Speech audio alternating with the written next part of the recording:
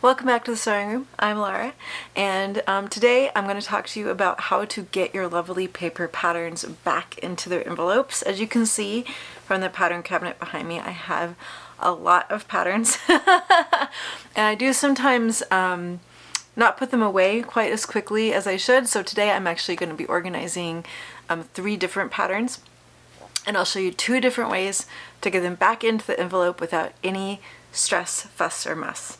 Let's get started. All right, so unfortunately for me, step 1 has to be getting everything off my ironing board. As you can see, I have a couple of different kinds of paper patterns here. I have original one-size patterns in the tissue paper, and then I have some paper onto which I have traced patterns, and I think you even see some pattern instructions right there.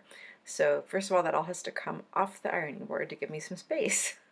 Now this might seem like a bit much, but I do usually put the pattern envelope on the board if I have space so that I can fold each pattern just enough to fit in, but no smaller, because the more layers of pattern paper you have, the fatter it is, and then it becomes actually harder to get in the envelope. So here I am, this is kind of my ideal process.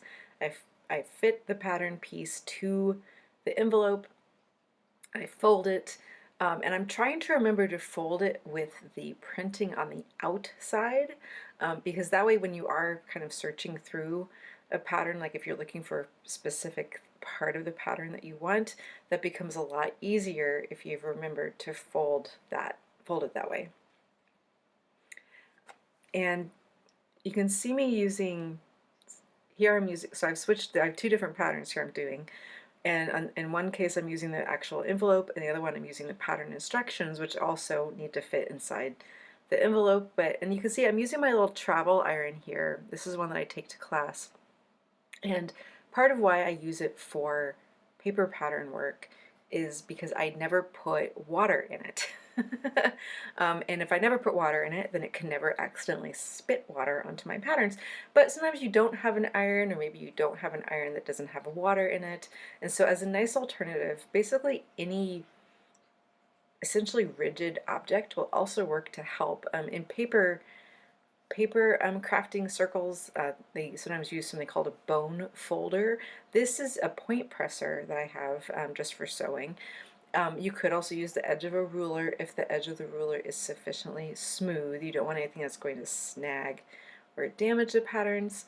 But here I am basically double checking my size and then using my point presser to really get that crease folded in tightly so that I can again make sure the pattern is as small, the pattern piece is as small as possible, which will help it go back into the envelope.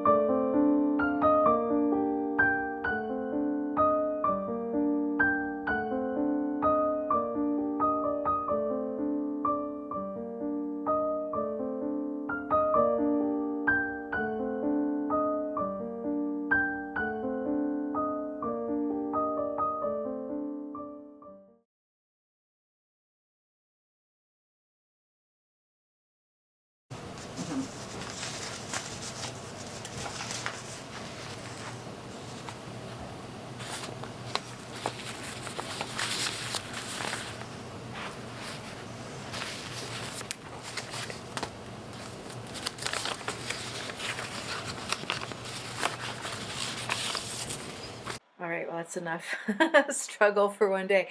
But basically, once I have everything down to the size that I think will work, I do use the pattern instructions to kind of hold everything together neatly as I put it into the envelope. And as you can see, sometimes I have to try a couple of times, but eventually I do get there.